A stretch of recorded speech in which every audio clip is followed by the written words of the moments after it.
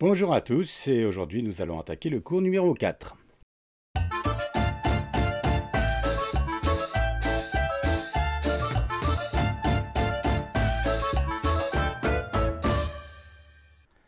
Dans le cours numéro 4, on va commencer par parler des choses pour relier les images que vous n'avez pas, qui se trouvent non sélectionnées, comme elles sont en rouge, comme ça, comme vous voyez là. C'est-à-dire que le disque dur, le logiciel ne voit pas les images correspondant à votre projet. Alors vous les avez déjà importées, mais il a perdu les liens. Donc il faut descendre jusqu'en bas, comme je suis en train de faire là, aller chercher dans relier les plans. Voilà. Et une fois que vous avez fait ça, vous cherchez le disque dur sur lequel sont vos images.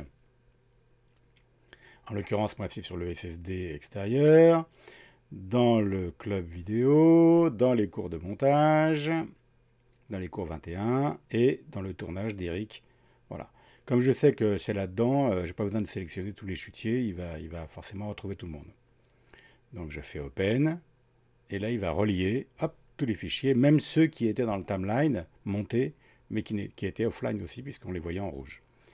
Offline, ça veut dire qu'on ne les voit pas en fait. Il a les informations du plan, mais il ne voit plus où sont ces plans-là. Par exemple, si vous changez même le nom d'un dossier dans votre disque dur, et bien à ce moment-là, il va perdre les liens. Il faut lui redonner le chemin pour aller travailler les choses. Ça, c'était la première chose.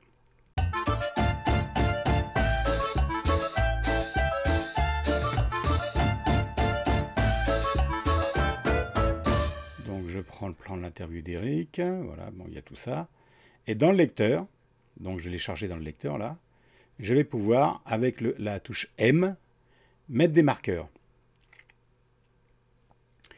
Donc là, il rajoute un marqueur, j'étais en lecture, hein, j'appuie sur M, il s'est arrêté, et il va me mettre un marqueur. Je peux mettre le départ de Eric quand il commence à marcher. Je lui mets un petit nom, je peux mettre des notes, je peux mettre des mots-clés si je veux. Je peux changer la couleur du petit symbole qui se trouve être dans le timeline, là. Bon, je vais le remettre en bleu parce que moi, ça m'intéresse en bleu. Et je fais terminer. Et là, à ce moment-là, il y a un marqueur. Le play se remet en marche. Je vais m'arrêter quand il commence à parler. Donc par là. Voilà, je vais avance. Et M à partir d'ici. Donc on revient un petit peu en arrière. J'appuie sur M. Ou je peux appuyer directement. Non, si j'appuie là-dessus, sur celui-là, ça le marque dans le montage. Et pas dans le lecteur. Comme vous avez pu voir. Et dans le montage, je vous raconterai comment on les fait, parce que là, il les a fait un peu bizarrement. Enfin, donc, j'appuie sur M quand je suis là-bas à gauche. Il rajoute un marqueur qui s'appelle le 2, puisqu'il y en avait d'abord un. Donc, je vais enlever ce nom et je vais mettre début ITV, par exemple. Voilà, je fais terminer. Je vais en mettre un troisième. Voilà, j'écoute. Il est en train de... il fait son interview, machin. Et il va présenter le domaine, le lieu du domaine. Donc là, il fait tout un truc. Voilà. Et à partir de ce moment-là, il va présenter le domaine. Donc là, vous ne l'entendez pas, mais moi, je l'entends. Donc je vais revenir un petit peu en arrière. C'est pareil. J'appuie sur M. Et je mets... je ne sais plus ce que j'ai marqué. Je mets... Situation. Voilà, situation. C'est la situation du domaine. Donc je fais OK. Voilà. Bon, tout ça, donc on les voit bien dans le timeline. D'ailleurs, quand je passe devant, il voit les noms. Mais quand je suis en fenêtre comme ça, je ne vois pas ce qui est marqué dedans. Donc il faut que je me mette en liste, en affichage liste. Et là, vous voyez que le symbole, il est différent des autres. Il a un petit icône comme ça, là, une petite flèche. Et là, on revoit tous les petites marques que j'ai fait avec les noms qui correspondent. Et si je clique 2 fois dessus, il se positionne automatiquement sur la marque, sur le petit marqueur que j'ai fait. Ce qui est super pratique pour retrouver ces trucs. Évidemment, je pourrais changer le nom si je voulais. Par exemple, situation, je clique 2 fois dessus. Je reclique une fois là-dessus. Et je retombe sur le nom. Et je peux changer soit la couleur, soit rajouter situation. Mettons que je mets géographique, par exemple. Comme ça, je précise des choses. Donc géographique, PHIK, voilà, je fais OK, terminé. Et maintenant, dans la fenêtre de lecture, il a changé le nom. situation géographique, ok. Et voilà. Et donc j'aurais pu changer la couleur et tout ça. Et je peux en continuer comme ça. Maintenant, si je monte mon plan d'Eric du début jusqu'à la fin, par exemple, dans le timeline, eh bien, je vais me retrouver avec le plan avec les petits symboles correspondant à... il a embarqué avec lui les marqueurs avec les noms qui sont dedans. Et quand je passe devant, vous voyez, il y a marqué début d'interview. Si je clique dedans, je peux encore aussi rechanger. Effectivement, voilà, pareil là-dessus. Et je peux aussi les supprimer si je voulais. Si je reclique là-dessus, et je peux supprimer le marqueur. Alors attention, il va supprimer que celui que vous avez sélectionné. Il va garder celui du son, puisque lui, pour lui, il en a marqué deux. Il a marqué dans le son et dans l'image. Là, en l'occurrence, si je veux enlever le son, il faut que je clique sur le son aussi. Voilà, et donc, voilà. Et effectivement, il les a gardés par contre. Si je l'enlève, imaginons que je fasse supprimer le marqueur dans le lecteur. Vous voyez, je l'ai enlevé dans le lecteur, mais il est resté dans le timeline. Ce qui peut être intéressant, si on veut plus avoir les marqueurs dans la liste qui est à gauche, là, on les aura quand même dans le montage. Donc ça, c'est pour les marqueurs.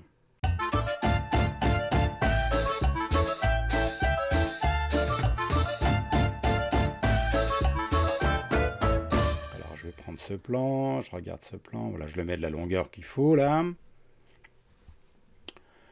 Je m'arrête, je fais une coupe avec S, je sélectionne le plan, avec X, je l'enlève, je prends ce plan, je le regarde, voilà, je prends tout ça, je vais attendre qu'il coupe le raisin, pof, c'est un plan ralenti, voilà, j'en ai assez, voilà, il est assez long celui-là, celui-là, voilà, je vais le garder comme ça,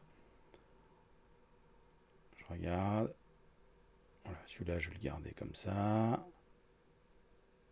Bon, je vais m'arrêter là, d'ailleurs, j'en ai assez. Après, celui-là, je vais attendre quand ça devient flou. Voilà, j'en ai assez, je m'imagine. Là, je peux, toujours avec S, je coupe avec le X et je marque, je fais une coupe avec S.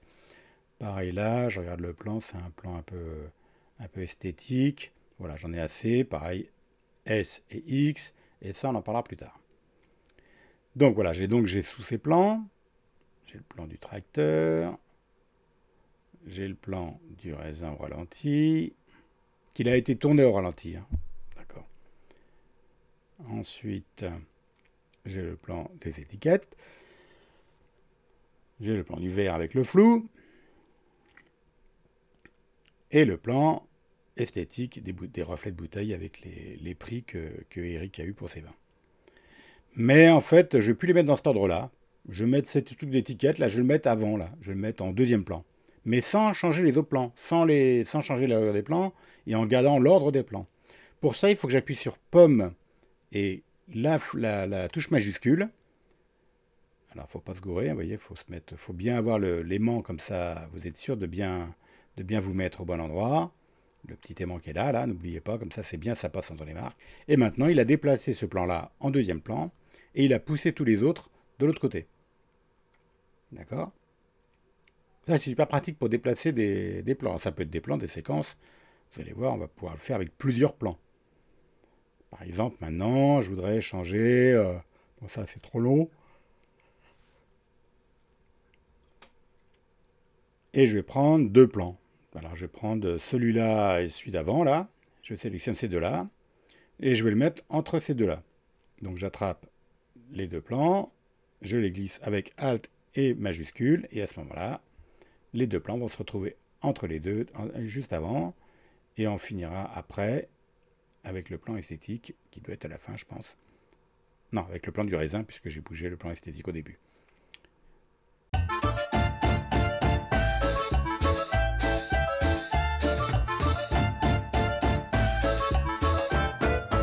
Maintenant, on va travailler sur autre chose. Vous regarderez que dans le timeline, il y a des photos, donc ce qu'on appelle des bancs titres, qui sont là, mais qui sont pas, qu'on a filmé nous avec la caméra, donc on les a fait tout bêtement, hein, on a fait une photo avec la caméra, et donc ils sont pas au format.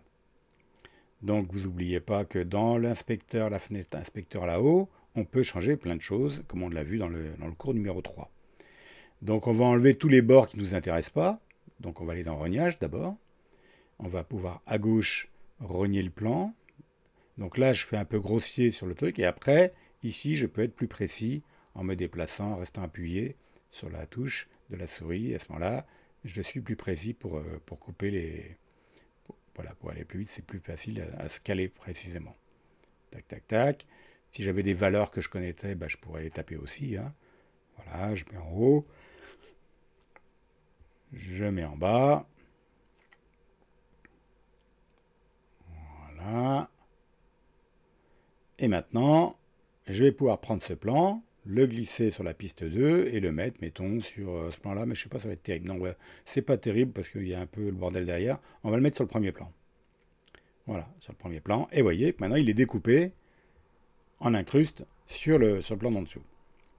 Évidemment, je vais pouvoir, alors je grossis mon timeline pour avoir quelque chose, je vais pouvoir lui faire un petit fondu d'ouverture pour pas que ça soit, que ça arrive cut. Alors là, évidemment, comme j'ai pas calculé, il va avoir du mal à le lire. D'ailleurs, vous le voyez tout de suite, ça se lit pas. Bon, je suis sur mon Mac portable, hein, donc c'est pas un Mac de tuerie, surtout pour DaVinci qui prend de la place. Donc pour ce faire, il faut que je fasse des rendus. Donc je vais aller dans la fenêtre d'en haut, dans la fenêtre de lecture, dans la fenêtre des rendus, qui se trouve un petit peu en troisième ligne là, et je vais les faire en automatique, et pas en utilisateur. Donc je mets automatique, clac, voilà. Et là, comme il est au début, je pense qu'il ne veut pas le faire, je vais le mettre sur l'autre plan. On va le mettre un petit peu après, donc là vous voyez il ne calcule pas, on va le mettre là, voilà. Et là maintenant, si je regarde, le trait rouge se change de place, puisque c'est là que c'est pas calculé, je m'arrête, et il faut que je m'arrête, hein, parce que normalement, si vous faites des choses pendant ce temps-là, il ne calcule pas. Donc on arrête de bouger et le calcul se lance. D'ailleurs, on peut régler ce truc-là, mais je vous ferai voir ça plus tard. Donc là, il est en train de calculer le plan. D'ailleurs, il devient bleu, le trait devient bleu, et quand c'est bleu, c'est que c'est bon. Quand tout est bleu, c'est que c'est bon. Donc là, on va voir qu'il va effectivement se finir. Alors ça met plus ou moins de temps en fonction de la vitesse de votre ordinateur, hein. Ça dépend du processeur, ça dépend de plein de choses. Là, vous voyez, je suis sur un Mac de 2012. Donc, et là, vous voyez, paf, un petit fondu d'ouverture, le plan en dessous, et il va finir en cut parce que j'ai fait un cut. Mais moi, je trouve ça pas bien de finir en cut, donc je fais un fondu, j'attrape ça, le petit icône au-dessus, et je fais un petit fondu. Il va recalculer, puisque maintenant, c'est une autre façon de faire, donc pour lui, il faut qu'il recalcule. Ce qui est un petit peu pénible d'ailleurs, parce qu'il a quand même une bonne partie de fait. Maintenant, sur les autres logiciels, la plupart du temps, il ne recalcule que ce que vous avez changé. En l'occurrence, il aurait calculé que le fondu de fin. Mais là, sur DaVinci, il calcule l'ensemble à chaque fois. Voilà. Bon, ils s'en foutent un peu maintenant parce que, comme les ordinateurs vont vite, ça devrait se calculer pratiquement presque en temps réel, quoi. Donc là, maintenant, je vais regarder. Je recule un petit peu. Je remets en lecture. Et là, ouverture fondue. Et fermeture fondue, et on revient sur le plan d'après. Voilà. Bon, ça c'est pas mal. Mais bon, je vais pouvoir, donc je peux couper les rognages, j'en ai rien à foutre de tout ça. Et maintenant, je vais pouvoir faire une animation en plus, et qu'on ait un petit mouvement d'appareil, d'un mouvement sur la photo. Donc on va faire ça, on va repartir dans l'inspecteur, donc je me repositionne sur l'image. Donc il faut bien que ce que vous avez sélectionné qui est en rouge, c'est ce que vous allez voir dans l'inspecteur. J'ai sélectionné mes plans, je repars dans l'inspecteur, ici. Et là, je vais, à partir de cette image-là qui va venir, donc normalement de cette valeur-là, là, toute cette valeur-là, je veux que ça la garde en premier. Donc pour faire ça, il va falloir que je fasse une marque, ici sur ce petit truc-là, qui va marquer un point d'enregistrement de position de zoom. Là, je vais m'occuper que du zoom. J'avance un petit peu. Voilà, mettons ici, voilà. Et jusque là, je vais pas taper là, mais je vais grossir l'image. Et automatiquement, il va faire un point. Parce qu'on en a mis un en premier. Donc, il va dire, bah, de ce point-là jusqu'à ce point-là. Donc, je peux revenir en arrière. Tant que je ne bouge pas mon timeline, il ne fait pas d'autres points. Il a créé une nouvelle clé, on va dire, de programmation. Donc il a redécalculé, évidemment, puisqu'on lui a fait faire autre chose que ce qu'il avait au début. On va laisser se recalculer son plan avec le sous en dessous. Et maintenant, il va y avoir, en même temps que j'avance, un petit zoom, un petit mouvement sur la photo, jusqu'au moment où je me suis dit, et il va s'arrêter, puisque après, j'ai pas fait d'autres points de mouvement. Je vais rallonger ce plan-là, et on va faire un deuxième truc, c'est-à-dire qu'on va à la fois faire un plan, donc je veux bien qu'il grossisse là, mais je veux qu'il s'arrête pendant un certain temps. Là, c'est les points les points de transformation. Vous voyez, donc il y en a 3, puisqu'il y a du début jusqu'au point numéro 1, c'est le point 0. Le point 0, c'est le point 0. Le point 1, c'est là, jusqu'au point que j'ai fait tout à l'heure. Donc je grossis un peu pour y voir quelque chose. Donc celui-là, c'est mon premier point. Ça va jusqu'à ce truc-là, et après, ça ne bouge plus. De ce point jusqu'à ce point-là, ça ne bouge plus. Voilà, ça reste là, ça reste fixe. Et d'ailleurs, je peux me déplacer à droite, dans la fenêtre d'inspecteur, avec les petites flèches qui se trouvent à droite et à gauche, et je me déplace de point en point, de marque en marque que j'ai fait, quoi. Voilà, tu vois, ça va au début, et puis il monte jusqu'à le machin, jusqu'à la... Et là, hop, il me fait un autre point derrière, voilà.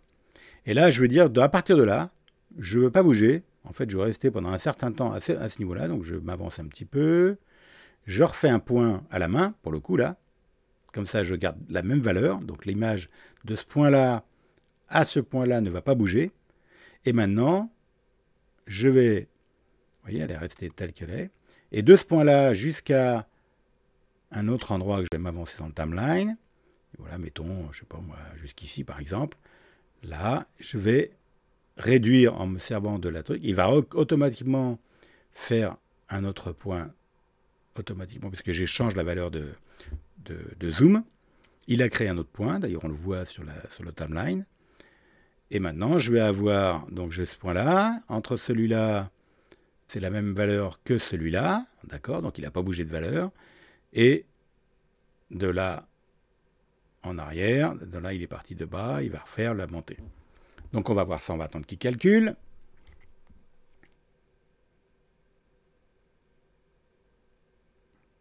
Je mets en lecture. Et maintenant, petit zoom, il va se fixer à cet endroit-là et il va repartir en arrière pour finir en fondu, puisque le fondu, on l'a mis à la main. D'accord? Et maintenant, je peux déplacer mes points dans le timeline. C'est-à-dire que ce point-là, je le veux, en fait, je veux qu'il reste plus longtemps, donc je peux le glisser.